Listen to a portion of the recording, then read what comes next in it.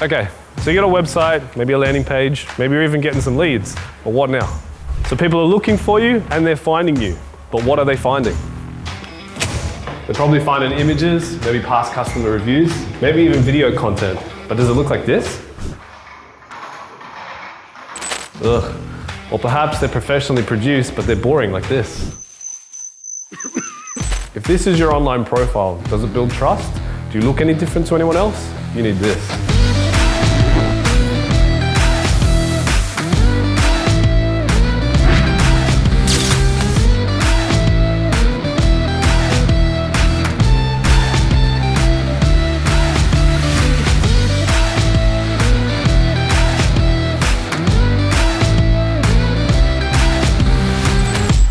Now, more than ever, people are looking for trust.